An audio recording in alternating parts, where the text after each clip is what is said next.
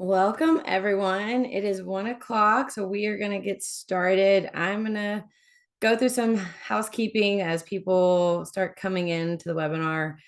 Again, welcome for those of you that are here. We are so excited that you're joining us for today's webinar, The State of Digital Experience 2025. So before we jump in, a couple of housekeeping items to get us started. First, today's session is being recorded. So all registered participants are going to receive a copy in the coming days. So you don't have to worry about capturing all the details in the moment. Second, we're going to save some time at the end for Q&A. So make sure you're typing in any questions in the Q&A box at the bottom as they come up, and then we'll just address them in the order they come in. Also, you can use the chat feature to share any comments or ideas throughout. I'll be putting in some questions throughout the webinar as well. So just make sure you set your messages to everyone so that we can keep that dialogue open and collaborative. So now a little bit about us. This webinar is brought to you by Forum One. We are a digital agency with over 26 years of experience partnering with mission-driven organizations to revolutionize the way organizations achieve their missions. We serve as a trusted partner to social impact organizations like these on the slide, delivering expert strategies and innovative tools to help them overcome complex challenges. Our goal is to empower organizations to achieve meaningful results and maximize their impact on the communities that they serve. Leading us today is Brian Graves, our VP of Engineering, who has a rich background and a passion for helping organizations leverage technology. Brian is here to guide you through the innovative trends and key strategies that reshape the digital landscape as we tackle 2025. And I'm Cassandra Swenson, Senior Marketing Specialist here at Forum One. So again, we're excited to have you here. By the end of the session, you're going to walk away with actionable insights to future-proof your digital platforms, hopefully build stronger connections with your audiences, and elevate your organization's impact through cutting-edge strategies. Again, we're excited you're here. And with that, Brian, the floor is yours. Awesome. Thanks, Cass. So we'll just start by just running through what we'll be discussing today, and do want to try and keep the presentation here to about 45 minutes, and then leave plenty of time at the end for questions like Cass mentioned. So over the next 45 minutes, looking to cover 4 key areas, really. One, the future of content management and what we're seeing there. 2, the role of AI in digital experience. And then 3, how to deliver on those 2 things in ways that are fast, secure, and sustainable. And then we're going to finish up with some actionable strategies like Cass mentioned on how you can think about future-proofing your tech stack as we go forward. And then obviously, like I said, wrap up with a Q&A. So feel free, please, to drop your questions in the chat at any time, and we will answer those at the end.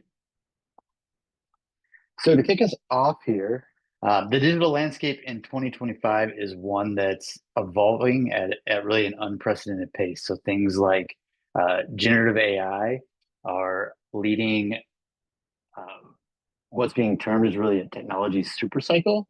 So a period of rapid disruptive innovation. So things are changing fast and only getting faster by the day, which can certainly be a challenge, especially for NGOs and governmental organizations who can't necessarily follow the move fast and break things, or shouldn't necessarily follow the move fast and break things, kind of ethos of Silicon Valley. But your organizations are still having to find ways to adapt to new ways of managing content, of figuring out how to deliver more personalized experiences, and ensuring security while also doing things efficiently, and thinking about things like sustainability and the digital carbon footprint you're leaving behind as well. So today we're really seeing 3 major areas and shifts for mission-driven organizations to be aware of that'll really help you better engage with your audiences and users and deliver on your missions.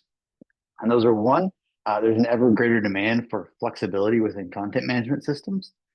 2, AI is really reshaping how we work, how we interact with technology, and how we think about the digital tools and products we're creating. And then 3, mission-driven organizations, like I said, have to think more critically than their commercial counterparts about how to deliver their products in ways that are fast, that are secure, and that are sustainable and carbon friendly. So we feel that organizations that understand and embrace these 3 things will really be in the best position to thrive from a digital standpoint going forward. So jumping right in here, the first of those things, flexible content management, and we see the need here for more flexibility in content management solutions stemming from things like increased expectations for websites and digital experiences when it comes to quality, an ever increasing number of channels and devices being used by your audiences, and in a lot of cases, budgets moving elsewhere, needing to address a lot of the above with an increasing level of efficiency and in a cost-sensitive way.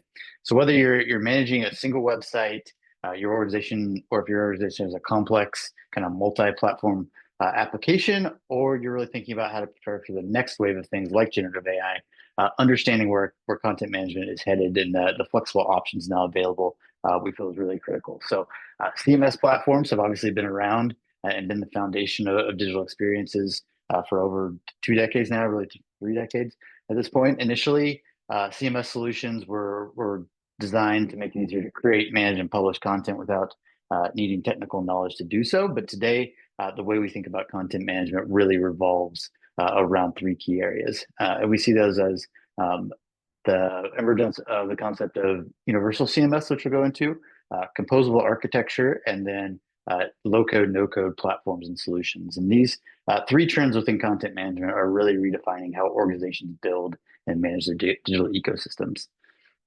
So I'm going to hand it over to Cass here and start out with a quick survey before we dive in. Yes. Hey, everybody. I'm going to do a quick survey. I'm going to launch it now. And the question is, how familiar are you with headless or composable architecture? Brian's going to be talking a lot today as our expert. So we wanted to get a gauge of where you all are before we dive in. I'm going to give you maybe 30 more seconds. Looks like half of you have responded.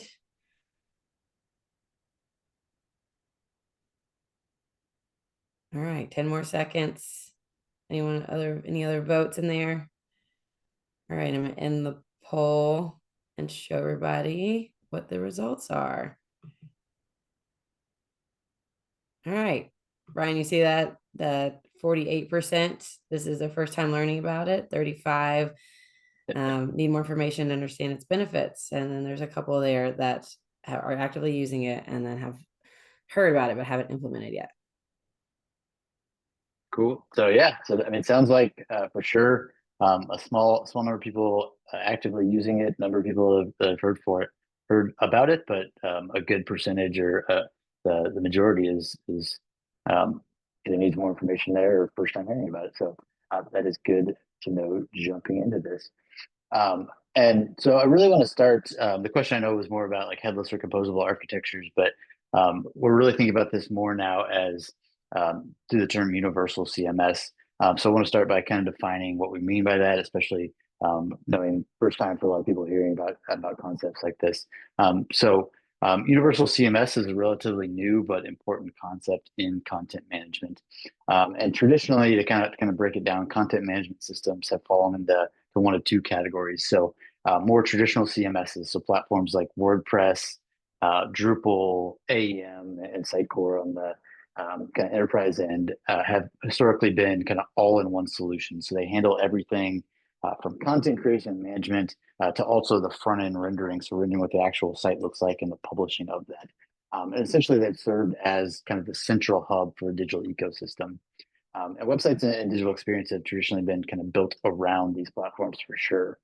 On the other end, you have headless CMS. So for those of you that's a newer concept to or newer term to, we've seen solutions like Contentful or Content Stack or Sanity are the options out there in kind of the pure headless realm that have really introduced a new approach by separating the content management from the content delivery. So this means that that while content is still managed in the backend system, the front end can really be used using whatever you want. So it could be a framework like Next.js that can lead to better performance and security and flexibility, or it could be a mobile app, or it could be both. Really, the approach is kind of separating what the ultimate application users are seeing from the content management itself.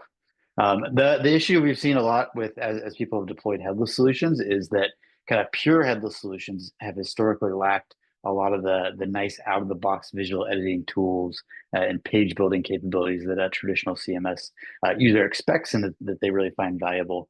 And this has really led to what we're seeing is the rise of universal CMS. So it's really the next evolution. And it's not traditional, it's not headless, it's kind of in between. So it combines the strengths of both traditional and headless approaches without their weaknesses. So instead of choosing between kind of a monolithic traditional system that limits your front end flexibility or a headless system that lacks some of the nice workflow stuff and visual editing tools, a universal CMS can really offer the best of both worlds. So over the past few years, what's kind of happened here is we've seen kind of some of the traditional CMS platforms, like your Drupals, your AEMs, your Sitecores, really evolve to become more API first, more composable, and more headless friendly.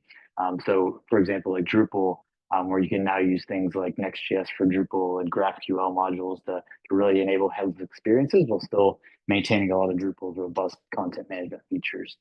Or on the Sitecore and AEM side, they've really transitioned toward composable architecture and composable platforms and really gone headless first there as well, allowing greater flexibility in the front end technologies, but again, maintaining a lot of their visual editing and strong workflow capabilities. Graph CMS is the other one we've seen here. I think they've kind of adopted, really become kind of GraphQL first platform while retaining kind of traditional CMS conveniences. So at the same time we were seeing that, a lot of the pure headless CMS platforms have evolved to address their weaknesses. So Contentful has introduced Contentful Studio, which is a visual editor to enhance content creation. Sanity and Content Stack have added page building and layout management tools. So really become more user friendly, focused on the content authoring experience in the headless platforms. And really what that shift has meant is that traditional and headless CMS platforms have really kind of converged, and making them more alike than different, honestly, at the end of the day. And this new middle ground is what we're now calling kind of universal CMS, or a model that provides both the structured workflow of traditional CMS and the front end flexibility of a headless solution. So why does this matter for your organization? Why is this important? I think if you're evaluating a CMS today, the important thing is you no longer have to kind of compromise between strong workflow and front end flexibility. Instead, you can choose a universal CMS approach that can provide you with visual editing tools, with a headless or API driven architecture that is highly secure and performant, and that is scalable and has supports omni-channel well. So if you're an organization that follows a create once, publish everywhere kind of approach, or you need to put your content out to multiple different sources, be it a website, a mobile app, a AI solution, whatever it is, these platforms can do that with the same kind of page building niceties that you used to. And this is where we suggest, for example, if you're building a website on Drupal, ensuring that the solution includes Next.js for Drupal and GraphQL to really gain the best of the headless capabilities that are available on that platform. Or if you're using Contentful, do consider leveraging things like Contentful Studio to bring some of those more traditional CMS like content authoring experiences that you're probably used to that. So I think key takeaway here is no longer have to choose. If you're there were kind of two different markets, they've kind of converged into one. So if you're looking at selecting a CMS, look for one that offers both strong workflows and API first capabilities, and work with a team that understands how to implement both. This is really a shift and a game changer, like I said, for organizations who are, if you're an organization that needs to do highly visual storytelling, or you need flexible and scalable content strategies, or you have a lot of complex technical integrations. This is really a good approach to look at. So again, Universal CMS really represents kind of the future of content management. And it's the approach we strongly recommend when kind of planning your next website or digital experience. Now jumping into composable architecture, and think of composable architecture really as kind of a modular Lego block approach to your digital ecosystem. And we did a webinar and had multiple blog posts published that we did last year specifically on this topic. So if you're interested in a deeper dive on this, we've got plenty of content out there. But really, composable architecture is an approach closely tied to the shift towards headless and ultimately universal CMS. So rather than relying on one all-in-one platform and a CMS that does everything, composable architecture is really the concept of allowing your content management system to do one thing and one thing well, which is to make it thinner and allow it to manage the content and then using best-in-class solutions for other things. So, for instance, rather than relying on your CMS to be a central hub that handles everything from content management to authentication, it can be deployed as that thinner layer that does what it does best. And meanwhile, you can use a purpose-built solution such as Okta or Auth0 to handle authentication. Or we've had clients where they've used Salesforce CRM for authentication purposes. And you can do that if you so choose. So composable architecture really boils down to API first systems that are kind of plug and play and easily integrate with each other, so you can pick and choose the best tool for the job. And if done right, this can also lead to lower total cost of ownership. So minimal vendor lock-in as well, and a more overall kind of feature-rich digital ecosystem. And then finally, on this front, want to speak about and discuss low-code platforms. So these are solutions that allow non-technical users to build and maintain websites and digital experiences with minimal coding. So platforms like Webflow, we're seeing a huge demand for. And Acquia also has a low-code kind of Drupal, closely tied to Drupal offering. These solutions empower organizations to create visually rich functional websites while relying less heavily on developers for every change, or without relying on a ton of highly technical expertise to stand these up. And the advantages here are clear. Low-code platforms lower the barrier to entry. They enable organizations that have potentially limited technical resources to manage their digital presence effectively. So it is, however, important to recognize that these platforms do have some limitations. So they certainly do have their time and place in a lot of really good use cases. They do provide speed and ease of use, but they may not be the best fit for complex or highly customized projects that require advanced functionality or integrations. That said, we've helped a number of organizations successfully leverage low-code solutions for things like microsites, campaign landing pages, and visually rich but kind of low technical complexity marketing-based websites. So, for example, we worked with the American Jazz Museum, that's located where I am here in Kansas City, to use Webflow to launch an interactive site that highlights the history of jazz and really offers an engaging and dynamic experience that didn't require extensive development resources or investment. So typically, we see these projects being most successful when they're implemented by a designer who has some amount of front-end development understanding and experience. But it really can minimize total effort that it goes into implementing a website like this. The other example I can think of is we recently stood up a website for SafePath, who's doing some really important work around humane migration policy, and it took less than 2 weeks to go from project kickoff to launch of that.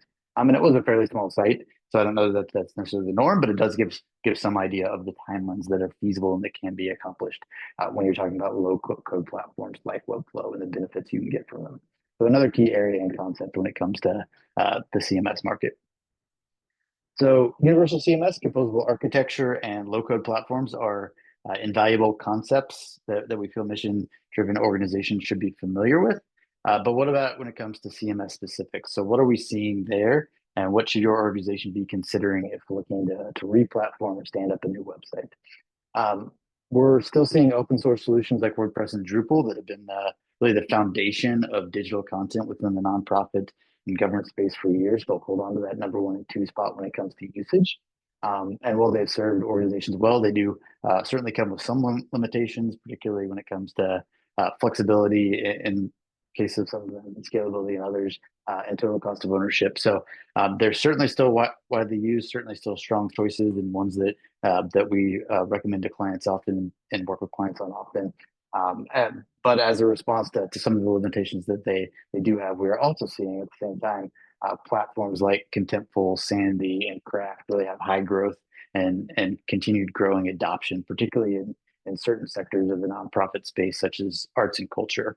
And that sector is really leaning much more heavily into these newer platforms that make creating richer, highly visually and engaging experiences possible.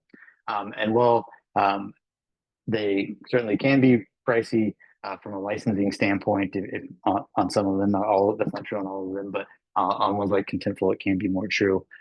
We have also seen cases where the total cost of ownership of these is much lower than something like a Drupal, because it's a SaaS product, so you don't have a lot of the overhead of the back end maintenance. But Which one is better from a cost standpoint really depends on a number of things. One you're trying to achieve and things specific to your organization, how it's set up. Um, but what are some key trends and shifts we're seeing in the CMS market? The big one is that while, like I said, Drupal and WordPress do remain dominant players, they are seeing a steady decline year over year because of platforms like Contentful, Sanity, and Webflow gaining steam, like I mentioned. Drupal has long been the go-to choice for kind of secure, large-scale government websites due to its open source nature, strong security, and kind of content governance capabilities. However, it does have certainly a steep learning curve, and the need for specialized developers have led to a really higher total cost of ownership there compared to a lot of other CMS options. Um, and despite these, um, a lot of that, Drupal does, like I said, remain a dominant player in the federal government sector, where agencies there have really largely doubled down on the platform. However, there's obviously a lot of ongoing shifts in federal priorities and budgets at the moment, and everything happening there. It's a bit unclear, honestly, what the long term impact of any of that may have on the larger Drupal market. Unfortunately, the one thing I do know is there's now a lot of really talented people with expertise in the platform that are on the job market. So if your organization is committed to Drupal, could be an opportunity to bring a lot of deep expertise there at the moment. The other thing that Drupal is looking to do and recently launched is Drupal CMS and the Drupal kind of previously named the Drupal Darshot project, where they are trying to reframe Drupal and rebuild it through things like recipes and things of that nature, and refocus it from kind of a highly technical platform as their primary user base to a more marketer focused user base. So interested to see how that shakes out. We are excited about Drupal CMS and what it might offer, and looking at how we can deploy that to make this easier and more cost effective for some of our clients. WordPress, on the other hand, has traditionally dominated kind of the small to medium sized organization market, offering certainly the most kind of user friendly aspects and a vast plugin ecosystem of a lot of the CMSs out there, and a lower barrier to entry a lot of times. So I think what we're seeing there is there's a lot of recent challenges, especially over the last several months in the WordPress ecosystem. Particularly, there's kind of a growing divide between, I don't know how much anyone on this call is following this, but growing divide between Automatic, who kind of maintains WordPress.org, and companies such as WP Engine that have really raised some concerns about kind of long-term platform stability and stability of the community. So Automatic even kind of announced in January that they're no longer making contributions to WordPress core until the lawsuit with WP Engine is resolved. So a lot of unknowns there. And what we don't know yet how things are going to shake out when it comes to kind of the actions taking place in the community. It's certainly something that we're keeping an eye on, and that we suggest others keep an eye on if they're invested heavily in the WordPress ecosystem, or evaluate it as a potential CMS option. And really, that's the big story here, is that Drupal and WordPress have kind of long been the dominant players for mission-driven orgs, but both have a lot of unknowns at the moment as far as their futures go. So while neither are going to disappear by any means, we don't say that for either. Now, if you're kind of evaluating the CMS market, there is a wider market out there, and now may be the time to look at newer things. So one of those things being Sanity, which I mentioned earlier, is a headless CMS that really prioritizes structured content, real-time collaboration, and is kind of more API first. And it's seen strong growth and adoption in the nonprofit space, particularly within the arts and culture institutions, like I've mentioned, which just really indicates a shift towards more flexible architectures in that space. And Sanity's appeal really lies in its ability to do a lot of that stuff, while at the same time doing it at a lower price point than the more commercially focused offerings such as Contentful and content that can get pretty pricey pretty quick. Sanity comes in at a much more reasonable price point. So it's certainly a platform to evaluate if you're looking in the space and looking to evaluate platforms. So what does this really all mean for the future of content management? It's really about adaptability. The platforms and strategies that we choose must allow us to quickly respond to changes in technology and user expectations. Universal CMS really provides a central hub for managing content across multiple channels. Composable architecture gives us the flexibility to integrate the best tools for the job. And low-code platforms are really great options that can empower teams to build and iterate faster than ever on kind of marketing focused websites. So a lot of really great options out there now. the space looks a lot different than it did even 5 years ago. So if you're evaluating this technology space, looking where to go, those are a lot of the key concepts that we suggest people keep an eye out and look for. So the next major shift, jumping ahead here, we're seeing in the digital experience space is how AI is really reshaping the digital tools and products we're creating. So you're going to go back to Cass here for a second, and we're going to do another quick poll. Yes, we can give Brian a second to take a sip of water. That was our biggest section there before we jump into the AI. Here is the poll. So, what role does AI currently play in your organization's digital workflows? Is it fully integrated into your process? Are you experimenting with it in limited ways? Are you just starting to explore it, but you're not using it, or you don't have any plans to use it at this time? And I'll give you about 20 more seconds to answer.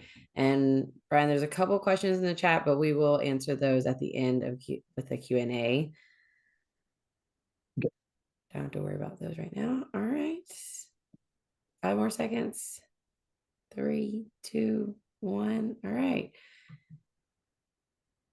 And let me share the results with everyone.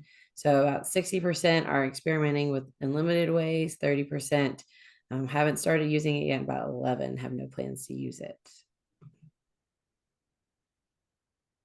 Great, yeah, and I think that that certainly aligns with what we're seeing in general, where where most organizations are either like piloting things, experimenting with things, and just now beginning to kind of roll out AI into their business processes or functions, but certainly not something I see it is zero people have fully integrated it into their process, and I think that's kind of what we see typically across the board. We do see in general that about 72% of organizations have integrated AI into at least one business function, but certainly something that the people are still figuring out, like I said, and how to take full advantage of.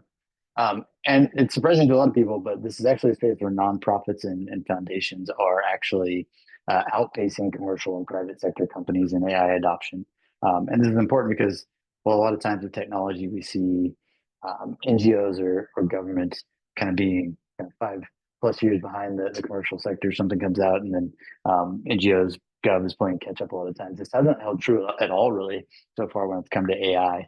I think everyone's figuring this out at the same time, but organizations in the NGO space and in the government space are beginning to test out how they can leverage AI to do things like analyze user data, anticipate needs, and create more personalized, engaging experiences. So certainly a space we're seeing our clients engage in and have high interest in, and are asking us more about.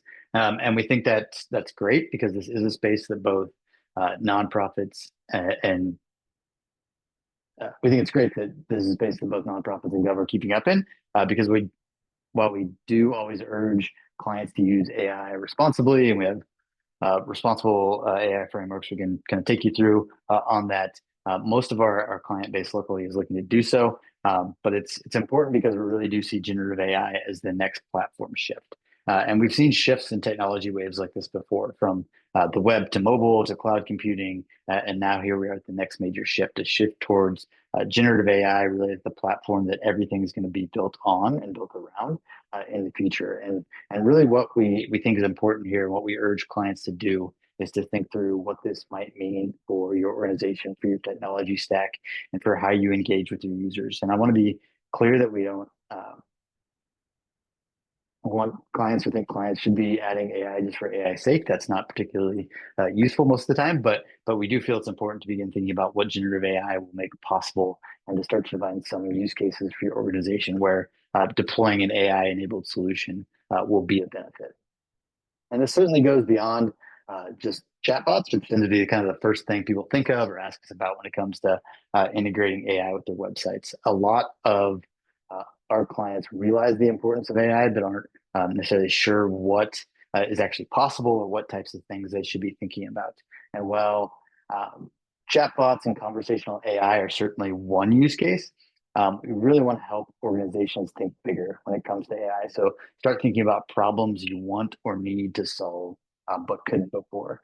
And we really see the role of AI within digital experience taking on a number of different forms. So everything from content generation, so semi-autonomous creation of things like FAQs or blog content, social media content, to helping with things like accessibility, meta tag generation, metadata generation, to AI-driven search. So really think about how conversational AI interfaces can take the form of search and better helping users find things and find value within your website, and using machine learning to also just provide better results. But by far, one of the biggest outcomes as AI continues to advance, we start to integrate it more into our digital ecosystems, is going to be the rise of agents, the kind of buzzword you hear a lot now, and hyper personalization and things like journey-less marketing. So we're going to see certainly the rise of things like autonomous and semi-autonomous AI agents. So these are essentially things that will handle tasks ranging from data processing to customer engagement, kind of fundamentally altering how your organization may interact with your users. And while a lot of that talk around agents right now kind of focuses on operations in the back of the house, things like workflow automation, data analysis, predictive modeling. We also see AI agents being leveraged for front-end experiences, including kind of campaign creation, multivariate testing, dynamic content creation. So you can kind of imagine an AI agent that can instantly analyze user data and execute an A/B test at scale without human intervention taking place. So these agents will be able to kind of fine tune user experiences in real time based on performance metrics, making digital experiences more dynamic, responsive, and kind of more personalized than ever. And as agents become more advanced, we'll really see us entering an era of journeyless marketing. So a shift away from predefined user journeys and towards real-time kind of adaptive experiences tailored to individual users. So traditional marketing is kind of relied on kind of funnel-based thinking, but with journey-based marketing, AI agents can really dynamically create hyper-personalized content, custom interfaces, unique user pathways on the fly in real time. This means AI can generate content variations, analyze user responses, things like that. So we do see a future where product owners will be able to kind of approve, modify, or deploy AI generated campaigns and user paths with kind of the push of a button. And this really marks a paradigm shift rather than kind of crafting predefined journeys. The focus we see in the future is kind of on training AI models and setting parameters around those, allowing the AI to handle the execution of the kind of highly customized data-driven campaigns and user journeys. And journalist marketing kind of naturally leads to another critical evolution. So generative UI, from generative AI, where AI is really dynamically generating or adapting user interfaces in response to that real-time user behavior and context. So today we're already seeing this in things like adaptive widgets within conversational AI and LLM interfaces, the Vercel AI SDKs, and a place where we've begun experimenting with this. Nothing in production yet. We've begun experimenting with it, where kind of the AI determines what content to display and how it should be structured. But this concept will move beyond just chat interfaces, we feel, and into kind of more traditional websites and applications. So you can imagine a homepage that adapts its layout and content based on user preferences and browsing history or stuff like that, and that are due to kind of real-time engagement. And this really makes digital experiences more fluid and tailored than ever before. So the other place I think we're seeing this is in kind of rapid prototyping tools. So things like V.0 that generate the designs and React components simply through natural language instructions. And I think all these tools are currently certainly best suited for prototyping. I don't think there's any today that we would not be like deploying that code immediately live on a website. We're heading toward a future where some of that AI-driven UI generation becomes more viable and will become more viable in kind of a live production environment. So this means that the design and development will kind of shift from a static human-driven workflow to more AI-augmented and iterative and automated systems and really human AI collaboration. So both of those things also point to a kind of fundamental shift we see, one where creativity is no longer about kind of static assets or predefined components, but really thinking of it as creativity as a system. So rather than thinking about design in terms of individual elements, We feel that organizations will need to kind of embrace design systems more that are modular, adaptive, and kind of can continuously evolve. So this shift extends beyond design and really into products themselves. But we feel that companies must and organizations must start to view products not as fixed entities, but as dynamic frameworks that can kind of adapt in real time to user behavior and cultural shifts and contextual inputs. So, for example, a digital platform shouldn't just launch with a single fixed feature set. It should be designed as more of an evolving system that's capable of expanding or refining itself based on kind of real world usage and data. So ultimately, organizations that kind of embrace this creativity as a system mindset will be, we feel, better positioned to kind of innovate and iterate, and stay relevant in an environment that's going to be rapidly changing and continuously changing over time. And from a technology perspective, the introduction of AI highlights and even more the need for kind of a flexible content management layer. So the model here I'm showing is from Real Story Group. If you're not aware of them, go check them out. They do a lot of really good work when it comes to technology and platform evaluation in the kind of digital experience ecosystem. And what they highlight here is really what a future technology stack may look like, and it being based on a foundational layer of insights, decisioning, and generative AI solutions as kind of foundational capabilities that really drive the rest of the stack. So things like content management, MarTech, and omni-channel content platforms being a thinner layer, higher up, and AI really living outside of any of those, but driving decisioning and solutioning across your entire tech stack.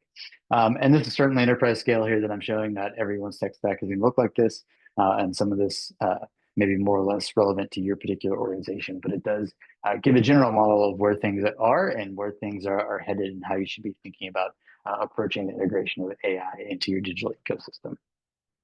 And then the last kind of important point when it comes to AI, I want to make sure to point out is data, which is a key piece of all of this. I love this quote from Armand Brez, who leads IBM's AI platform, that AI is 10% of the problem, the other 90% is data and adoption within organizations. And we have found this to be true in organizations we worked with on AI initiatives. The AI tech is underlying infrastructure that's getting cheaper by the day, and it's going to be more highly accessible to everyone, but without really having your data in order or being able to drive adoption within your organization, it's hard to get the value out of the AI models themselves. So two things we see being key with any organization looking to adopt AI is to think about your data processes, how and where your data is being stored and what data is valuable. And to also think about the change management and change management processes you may need to get in place to drive adoption, especially if you're a larger enterprise level organization. Cool. So third and final area here to be thinking about it when it comes to the state of digital experiences is how do we do all of the above? Deploy flexible content management and deploy AI enabled solutions while really delivering products in ways that are fast, secure, and sustainable. And by sustainable, I mean kind of low carbon footprint.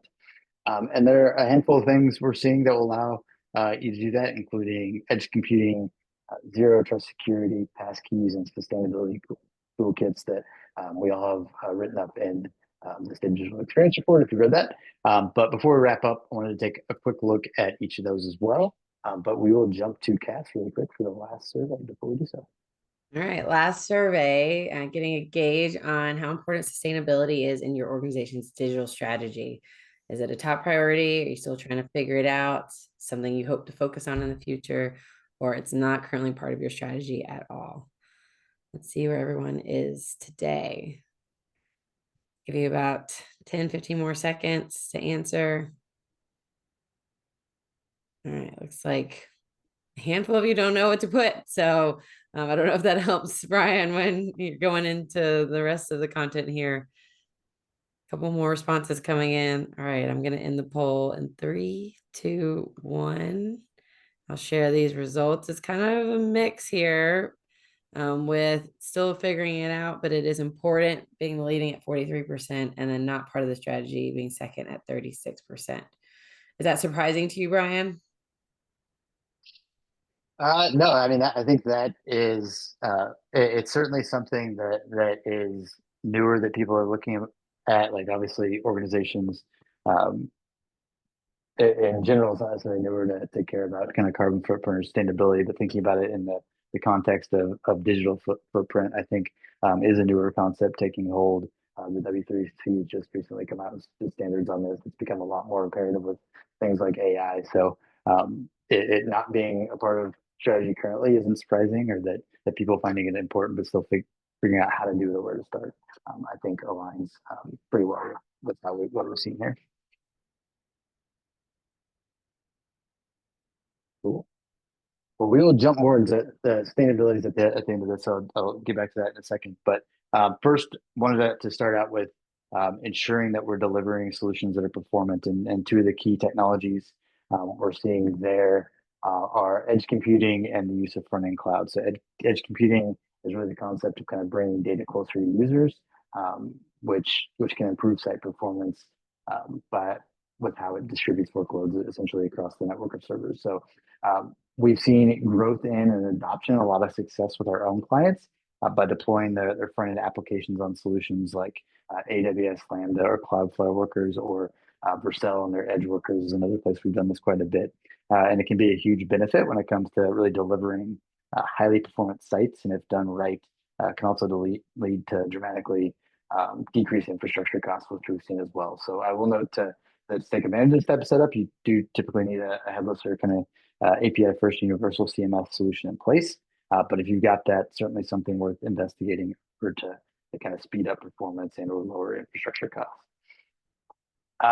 The major concept we're seeing major adoption of when it comes to security, especially within the gov space, is the Zero Trust Security Framework. So Zero Trust Security is essentially a framework that requires kind of continuous authentication and verification of users and devices, unlike traditional security models that may assume once you're in a network or within a system that you're allowed to be there. Zero Trust really operates on the principle of never trust, always verify. So reduces vulnerabilities and really minimizes attack surfaces. And with kind of cyber threats increasing, adopting a zero trust approach can certainly help ensure that sensitive data remains protected and aligns with kind of modern security compliance requirements. There's a ton we could unpack on this one. That was a very high level as we're just going through all of this stuff quickly at the end here, but certainly something to look at into adopting if you're looking at your security posture and how to improve that. On the other end of security, one thing that we're seeing quickly grow in popularity is the adoption of passkeys. So you may have run across these for different websites or applications that you use for work or in your personal life, but essentially passkeys are kind of a modern authentication method that replaces traditional passwords with biometric or device-based verification. So things like fingerprint, Face ID, things of that nature that can be encrypted on the user's device and provide a more secure and user-friendly login experience.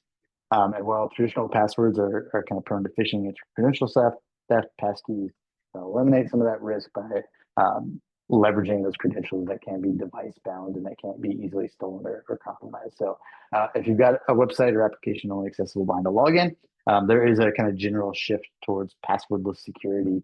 The other way we see this is kind of like email-based logins that is now an option. So certainly can enhance both security and convenience to look at some of these options, and something that we feel can be a valuable tool for organizations looking to kind of modernize how they're working on their authentication practices or asking users to authenticate with their sites. And then finally, back to sustainability, which is what the question of the poll is about. It's becoming really, we feel, kind of an essential part of digital transformation. So as organizations continue expanding their digital footprint and deploy things like AI solutions, really feel it's kind of imperative that they also consider the environmental impact of their technology choices. So emerging digital practices certainly focus on optimizing infrastructure, reducing energy consumption, and really making conscious choices that align with both performance and environmental responsibility. And as part of this, we suggest that organizations deploy a sustainability toolkit when kind of designing and building new applications. So a sustainability toolkit is an approach that looks at key metrics like energy consumption, page weight, data transfer, image optimization, server efficiency, things like that. And we can also ensure that like I mentioned earlier, there's newer kind of W3C recommendations around this that are springing up. The toolkit can make sure those are being met, that product requirements and architecture guidelines are aligned with low carbon emission processes, and that validation tools and processes are in place to ensure you're actually kind of hitting your digital sustainability goals. So again, another kind of newer emerging concept, but we do feel that by making sustainability a core part of your digital strategy, organizations want to not only reduce their carbon footprint, but also build more efficient and future-proof digital experiences. There are small changes such as like optimizing um, content delivery or who your hosting provider is, streamlining some of your AI processes that can really have a significant long-term impact. So a concept um, we we think is important for everyone to be aware of. Cool. Well, now that we've covered kind of key trends, let's focus on some actual actionable strategies real quick, and then we'll wrap up and go to Q&A. So the goal here is to ensure really that your organization is not only aware of these trends, but also equipped with practical steps to implement them effectively. So whether you're optimizing your CMS, you're strengthening security, or looking to leverage new technologies, taking the right steps can really help set your organization up for long-term success. So let's look at a couple ways and a couple of the takeaways from what we talked about here today that can do that. And we really feel that kind of future-proofing your digital experience starts with adopting adaptable and scalable CMS solutions that can grow with your needs. So working to identify, do you have high security needs, complex workflows, highly technical integrations? What does that look like? Or do you have different needs that would benefit from a thinner CMS or a more focused CMS that just handling content and not kind of the all-in-one approach? So look to adopt CMS platforms that both fit your needs today and can scale with you over time. And if you're not looking to re-platform or already have a CMS in place, there's still things you can do to kind of migrate to some of these newer options over time. So if you've got Drupal in place today, you can look at getting Next.js for Drupal in place, for instance, and then kind of taking a Strangler Fig or other technical architecture approach where you can kind of create new functionality in the new approach, leave old functionality old, and kind of migrate over time. So there are some approaches that you can take to if you're not looking to totally rebuild or re-platform. Two, strengthen security. So as cyber threats evolve, organizations need to be prioritizing security. So looking at frameworks like zero trust security models or passwordless authentication are good places to start. A strong security foundation is going to protect both your users' data and your organization's digital assets. So it's a really key concept and thing that people need to be thinking about. Generative AI is going to be another game changer. So organizations that prepare now to integrate AI into their workflows will be in kind of the best position possible as things continue to move and shift in that direction. And we really urge organizations to start exploring how AI can enhance operations, improve personalization, and increase efficiency, while remaining certainly mindful of kind of ethical and regulatory considerations around it. And AI is certainly a space where no one's figured it out yet, and everyone's kind of figuring it out. So no, you're probably less behind there than you may think. And of course, sustainability, like I said, must be at the forefront. We have to think about digital infrastructure and designing it in a way with sustainability in mind. So opting for green hosting providers, optimizing our resource usage, and really just assessing the environmental impact of our websites, our AI solutions, and cloud-based services in general. So the key takeaway here is that future proofing isn't just about adopting new technology, it's about making smart strategic choices that align with your mission and long-term goals. And if you need help with any of this, Forum One offers a number of solutions to help you both optimize your tech stack and or ideate and strategically plan your path forward. So we've got Elevate 360, our framework that kind of evaluates your tech stack across 6 critical areas. So tech stack optimization, site speed, app security, DevOps, infrastructure, and sustainability, with the goal of just really ensuring that your platforms are running efficiently, securely, and in alignment with your goals and also industry best practices. And then additionally, we've also got an AI impact accelerator. So because AI is transforming digital experiences, it's something that's important to important for people to think about, but not get caught up in the hype. And we have partnered with Exchange Design, who are really key experts in this space to help organizations kind of cut through some of the noise and then help identify real meaningful AI opportunities that drive impact. And we've done these workshops and run this accelerator with a number of our clients, and the feedback's been great. And I've been involved with them. And I can say it really does help open up and unlock the possibilities of AI and what that might look like for your organization. It takes people beyond just the throw a chat about at it mentality, honestly, to kind of defining solutions that solve real meaningful problems. So if you're interested in either of those, please reach out for sure. But with that, I will take us to questions. Thank you so much, Brian. All right, we got 10 minutes for Q&A. I said there were some questions already put in the chat for anyone else. If you want to put it in the Q&A box, or I will just go through and ask these questions to you, Brian. So first one is, what are examples of organizations that use headless and universal CMS for their websites? Example. So in the mission-driven space, I think so. I think there's a couple of different spaces we're seeing this. One, like I mentioned, is kind of the arts and culture space. We're seeing a lot of those institutions move in this direction. Sanity has seen kind of huge growth there. So is Craft, and really organizations like that are looking for visually rich or highly engaging experiences that where you can use something like a Next.js to deliver that a lot better and a lot more engaging way than maybe a traditional kind of front end setup. We're seeing a lot of use there. The other place is kind of enterprise level organizations that have potentially needs beyond just a straightforward website, and they may need to deliver content to multiple locations, and kind of API first or headless and universal systems really do that a lot better, that kind of that omni-channel approach than a traditional platform as well. So I think in the mission-driven space, like those are the two big ones I've seen, is like the enterprise level organizations, and the arts and culture has been really big. I think in general, trend has been that way as a whole, but those have been the two areas where it's kind of gained most steam or had the most growth.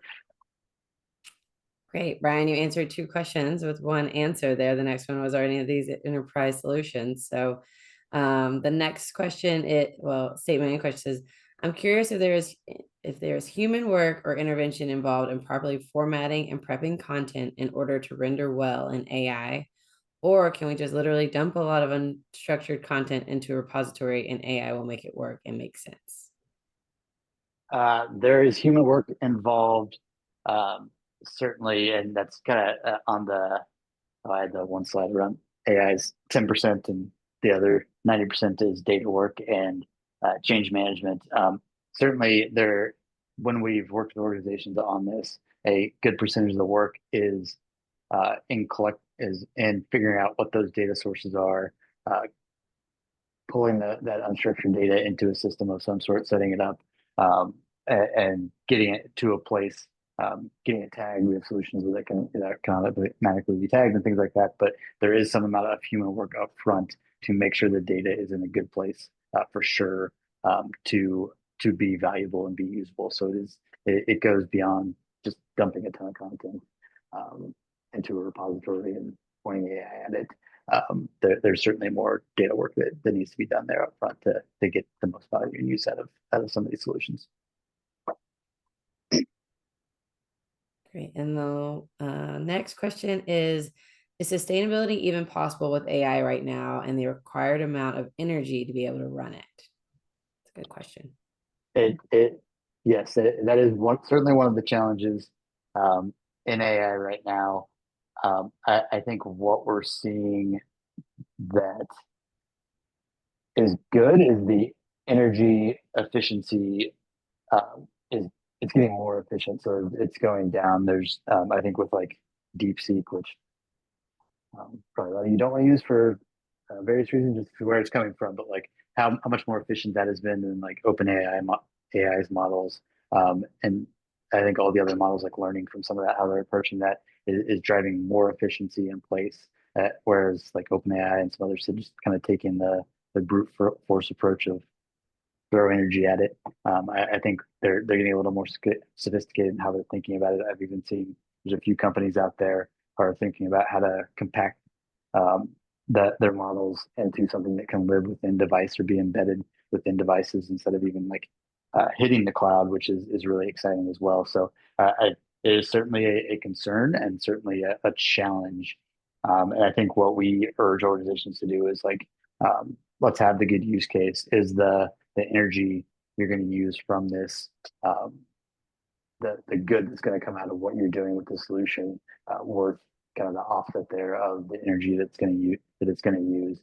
But also at the same time, really excited about the direction where these are becoming more efficient. Hopefully, through some advancements, we can make some leeway there or some headway there as far as the energy they're being used. But certainly still a challenge at the moment.